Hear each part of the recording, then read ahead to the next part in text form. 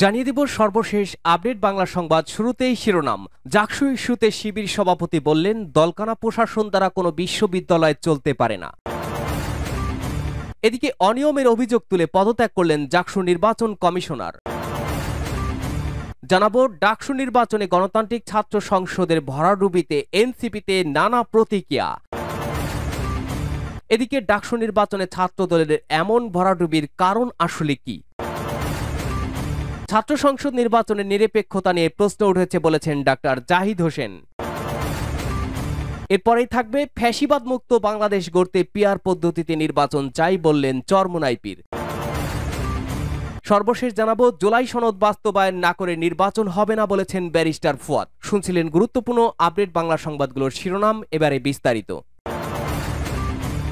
জাকসু ইস্যুতে শিবির সভাপতি বললেন, দলকানা প্রশাসন দ্বারা কোনো বিশ্ববিদ্যালয় চলতে পারে না। জাহাঙ্গীরনগর বিশ্ববিদ্যালয় কেন্দ্রীয় ছাত্র সংসদ জাকসু নির্বাচনের ফলাফল ঘোষণার বিলম্ব করায় ক্ষোভ প্রকাশ করেছেন ইসলামী ছাত্র শিবিরের কেন্দ্রীয় সভাপতি জাহিদুল ইসলাম। শুক্রবার বিকেলে নিজের ফেসবুকে দেওয়া এক স্ট্যাটাসে তিনি এই ক্ষোভ প্রকাশ করেন। জাহিদুল ইসলাম লিখেন, জাকসু নির্বাচন ও সময় জ্ঞানহীন প্রশাসন। বিশ্ববিদ্যালয় মানে ক্রিয়েটিভ ও ইনোভেটিভ আইডিয়া জেনারেট হবে, এটাই আমরা জানি, কিন্তু সেই বিশ্ববিদ্যালয়ে যারা প্রশাসনের দায়িত্ব পালন করছেন ওনারা যে কতটা সময় ও ব্যবস্থাপনা জ্ঞান রাখেন, মাশাআল্লাহ জাকসু নির্বাচনের মাধ্যমে তাই প্রমাণ দিচ্ছেন। পুরো দুনিয়া সেকেন্ড হিসেবে করে পথ চলে, আর আমরা দিন মাস হিসাব করি। কি পরিমাণ প্রোডাক্টিভ সময় আমরা নষ্ট করছি তার হিসাব কে দিবে? তাহলে কিভাবে আমরা বিশ্বের সাথে প্রতিযোগিতায় টিকে থাকব? দলকানা নিম্নমানের অব্যবস্থাপনা, জ্ঞান ও সময় জ্ঞানহীন শিক্ষক ও প্রশাসন দ্বারা কোনো বিশ্ববিদ্যালয়ই চলতে পারে না, চলতে দেওয়াও হবে না। অনিয়মের অভিযোগ তুলে পদত্যাগ করলেন জাকসু নির্বাচন কমিশনার। জাহাঙ্গীরনগর বিশ্ববিদ্যালয় কেন্দ্রীয় ছাত্র সংসদ জাকসু নির্বাচন কমিশনার ফার্মেসি বিভাগের অধ্যাপক মাফরুহি সাত্তার পদত্যাগ করেছেন। শুক্রবার 12 সেপ্টেম্বর কলাভবনের সামনে আয়োজিত সংবাদ সম্মেলনে তিনি এই ঘোষণা দেন।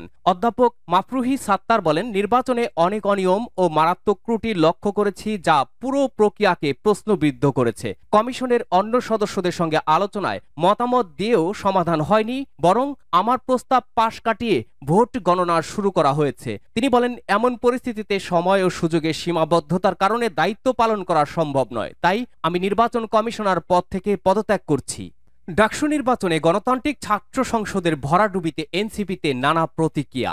ডাকসু নির্বাচনে গণতান্ত্রিক ছাত্র সংসদ সমর্থিত বৈষম্য বিরোধী শিক্ষার্থী সংসদ প্যানেলকে সমর্থন দিয়েছিল জাতীয় নাগরিক পার্টি এনসিপি। তবে ভোটে এই প্যানেলের ভরাডুবি হয়েছে। এ নিয়ে এনসিপির ভেতরে নানা প্রতিক্রিয়া দেখা দিয়েছে। ডাকসুতে বিপর্যয়ের জন্য দলটির নেতারা একে অন্যকে পাল্টাপাল্টি দোষারোপ করছেন।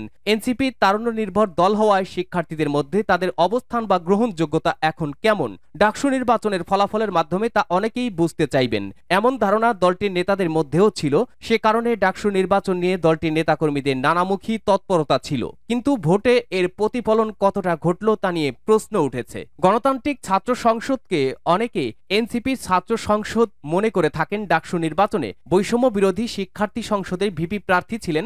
জুলাই গণ অভ্যুত্থানের সময় 9 দফা দাবি ঘোষণা করে আলোচনায় আসা বৈষম্য বিরোধী ছাত্র আন্দোলনের সাবেক সমন্বয়ক আব্দুল কাদের। আর জেস প্রার্থী ছিলেন সম্মুখ সারির আরেক সাবেক সমন্বয়ক আবু বাকের মজুমদার। ডাকসু নির্বাচন করবেন বলেই তারা দুজন এনসিপিতে যোগ দেননি, এমন আলোচনা ক্যাম্পাসে রয়েছে। এই নির্বাচনকে কেন্দ্র করে গত 1 বছর ক্যাম্পাসে নানা ধরনের কার্যক্রমে যুক্ত থেকেছেন তাদের প্যানেলের অন্য প্রার্থীদের অনেকেই ক্যাম্পাসে পরিচিত মুখ। মঙ্গলবার অনুষ্ঠিত নির্বাচনে গণতান্ত্রিক ছাত্র সংসদের সমর্থিত প্যানেলের প্রার্থীরা ডাকসুর 28টি পদের একটিতেও জিততে পারেননি। ভিপি পদে মাত্র 1103 ভোট পেয়েছেন কাদের, আর জিএস পদে বাকের পেয়েছেন 2131 ভোট। ভোটের হিসাব দুজনেই হয়েছেন পঞ্চম, আর 4টি সম্পাদকীয় পদে বৈষম্য বিরোধী শিক্ষার্থী সংসদের প্রার্থীরা দ্বিতীয় হয়েছেন। তবে অন্যগুলোতে তারা উল্লেখযোগ্য প্রতিদ্বন্দ্বিতাও করতে পারেননি।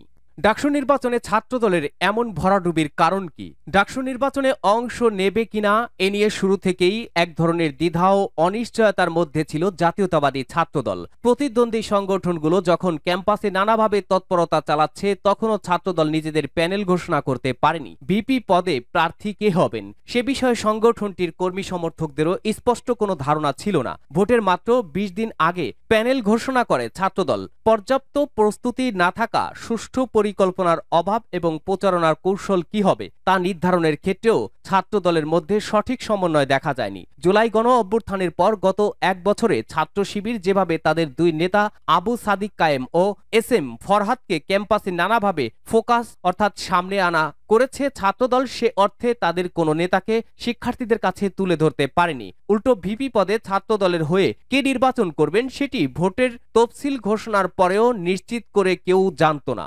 ডাকসু হল সংসদের নির্বাচন নিয়ে সঠিক প্রস্তুতি ও দীর্ঘমেয়াদী পরিকল্পনা না থাকার বিষয়টি স্বীকার করেছেন ছাত্রদলের কেন্দ্রীয় কমিটির শীর্ষস্থানীয় দুজন নেতা। তারা প্রথম আলোকে বলেন, শুরু থেকেই ডাকসু নির্বাচনের বিষয়টি নিয়ে সংগঠনের ভেতরে কার্যক্রম কোনো আলোচনা হয়নি, সেরকম পরিকল্পনাও ছিল না। বিষয়টিকে যতটা গুরুত্ব দেওয়া দরকার ছিল নানা কারণে তা করা হয়নি, তাই প্রার্থী ঠিক করা এবং কর্মকৌশল নির্ধারণ করতে অনেক দেরি হয়ে যায়। ছাত্রদলের নেতাদের মধ্যে আলোচনা আছে, গত গণ অভ্যুত্থানের পর গত এক বছরে ক্যাম্পাসে সংগঠনের নেতাকর্মীদের জন্য লেভেল প্লেইং ফিল্ড, সবার জন্য সমান সুযোগ ছিল না। আবাসিক হলগুলোয় কোনো কর্মসূচি পালন করতে পারেননি তারা, এর ফলে হলগুলোয় সাধারণ শিক্ষার্থীদের সঙ্গে তাদের তেমন সখ্যা গড়ে ওঠেনি। অন্যদিকে হল কমিটি ঘোষণার পর উদ্দেশ্যমূলকভাবে ছাত্রদলের বিরুদ্ধে মব সৃষ্টির চেষ্টা হয়। আবার সাধারণ শিক্ষার্থীদের মধ্যে ছাত্রদল সম্পর্কে ক্রমাগত অপপ্রচার চালিয়েছে একটি পক্ষ। ছাত্রদল ডাকসুতে জিতলে বা ভবিষ্যতে বিএনপি ক্ষমতায় এলে ছাত্রলীগের অর্থাৎ নিষিদ্ধ এখন যারা, তাদের মতোই আবাসিক হলগুলো হলরুম গেস্ট রুম সংস্কৃতি ফিরে আসবে, জোর করে শিক্ষার্থীদের মিছিলে নিয়ে যাওয়া হবে, এমন অপপ্রচার চলছিল। ছাত্র সংসদ নির্বাচনের নিরপেক্ষতা নিয়ে প্রশ্ন উঠেছে বলেছেন ডাক্তার জাহিদ হোসেন। বিভক্তিতে স্বৈরাচার ফেরার পথ সুগম হবে মন্তব্য করে বিএনপির স্থায়ী কমিটির সদস্য অধ্যাপক ডাক্তার এজেড.এম. জাহিদ হোসেন বলেছেন, ডাকসু ও জাকসু নির্বাচনে ভোট গ্রহণের নিরপেক্ষতা নিয়ে প্রশ্ন উঠেছে। শুক্রবার 12 সেপ্টেম্বর সকালে প্রেসিডেন্ট জিয়াউর রহমানের সমাধিতে পুষ্পমাল্য অর্পণের পরে ডাকসু ও জাকসু নির্বাচন নিয়ে সাংবাদিকদের প্রশ্নের জবাবে এ মন্তব্য করেন তিনি বলেন, বিশ্ববিদ্যালয়গুলোর মধ্যে ছাত্র সংসদে যে নির্বাচন হচ্ছে আপনারা দেখতে পাচ্ছেন, এটি নিয়ে প্রশ্ন উঠেছে যে ডাকসু নির্বাচন হয়েছে সেখানে শুধু ছাত্রদলের কথা কেন বলেন? সেখানে বিভিন্ন প্যানেল, স্বতন্ত্র প্রার্থী, ইভেন শিক্ষকরা পর্যন্ত নির্বাচন থেকে অনেকেই সরে দাঁড়িয়েছেন। নিশ্চয়ই সেখানে কোনো না কোনো কারণ আছে। কাজেই আমার বক্তব্য থাকবে অত্যন্ত সুস্পষ্ট। দেশের মানুষ 2009-এ ভোট দিতে পারে, 2014-তে ভোটবিহীন নির্বাচন হয়েছে, 2018-তে দিনের ভোট রাতে হয়েছে, 2024-এ দামি নির্বাচন হয়েছে। কাজেই বাংলাদেশের মানুষ নির্বাচনী ব্যবস্থার প্রতি আস্থা রাখতে চায়। যারা এসব বিষয়ে সংশ্লিষ্ট তাদের উচিত হবে এমন কোনো নির্বাচন আয়োজন না করা যে নির্বাচন নিয়ে মানুষের মধ্যে প্রশ্ন আসবে, মানুষ দ্বিধাগ্রস্ত হবে, নির্বাচন থেকে প্রতিদ্বন্দ্বী দলগুলো সরে যাবে। ডাকসু নির্বাচনে পেশাগত দায়িত্ব পালনকালে সাংবাদিক তরিকুল ইসলাম এবং জাকসুতে নির্বাচনের দায়িত্ব পালনকালে শিক্ষক জান্নাতুল ফেরদৌসের মৃত্যুতে শোক প্রকাশ করেন জাহিদ হোসেন। তিনি বলেন, এইসব বিভক্তিতে স্বৈরাচার ফেরার পথ সুগম হবে। ফ্যাসিবাদ মুক্ত বাংলাদেশ গড়তে পেয়ার পদ্ধতিতে নির্বাচন চাই বললেন চরমোনাই পীর। ইসলামী আন্দোলন বাংলাদেশের সিনিয়র নায়েবে আমির মুফতি সৈয়দ মোহাম্মদ ফয়জুল করিম বলেছেন, ফ্যাসিবাদ মুক্ত বাংলাদেশ গড়তে পেয়ার পদ্ধতিতেই নির্বাচন চাই। কোনো ফ্যাসিস্ট যেন মাথাচাড়া দিয়ে উঠতে না পারে, সেজন্য আমাদের সতর্ক ও ঐক্যবদ্ধ থাকতে হবে। শুক্রবার 12 সেপ্টেম্বর ইসলামী আন্দোলন বাংলাদেশ খুলনা মহানগরের উদ্যোগে বিক্ষোভ মিছিল পূর্বক গণসমাবেশে প্রধান অতিথির বক্তব্যে তিনি একথা বলেন। ফয়জুল করিম বলেন, এদেশের মানুষ বিভিন্ন দলের রাষ্ট্র পরিচালনা দেখেছে, বিভিন্ন আদর্শ দেখেছে, এখন সময় এসেছে রাষ্ট্র পরিচালনায় ইসলামকে নেওয়ার জন্য। তিনি বলেন, স্বাধীনতার পক্ষে 53 বছরের নির্বাচন জাতির আকাঙ্ক্ষা ও জনপ্রত্যাশা পূরণ করতে পারেনি। সেই ব্যর্থ ব্যবস্থায় আবারও নির্বাচন হলে তৈরি হওয়া জঞ্জাল দূর হবে না। এই ব্যবস্থায় পিয়ার পদ্ধতি একটি কার্যকর সমাধান হতে পারে। তাই পিয়ার পদ্ধতিতে নির্বাচন দিতে হবে। 24-এর গণ অভ্যুত্থানের পর আবারও আগের ধারাবাহিকতায় চাঁদাবাজরা, খুনিরা, স্টেশন দখলকারীরা, ঘাট দখলকারীরা ক্ষমতায় আসবে তা হবে না। প্রয়োজন হলে আবারও বাংলাদেশকে স্বাধীন করার জন্য রাজপথে মানুষ নামবে।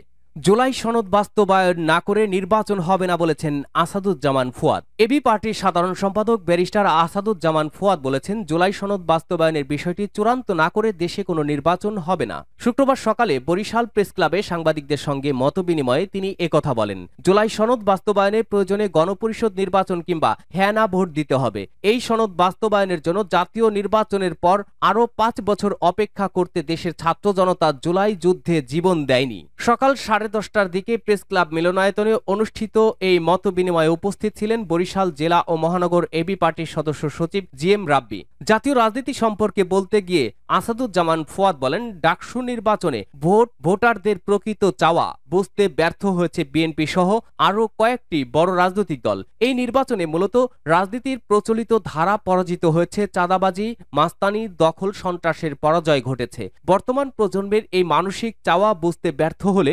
ভবিষ্যতে বড় দলগুলোকে অনেক বড় খেসারত দিতে হবে।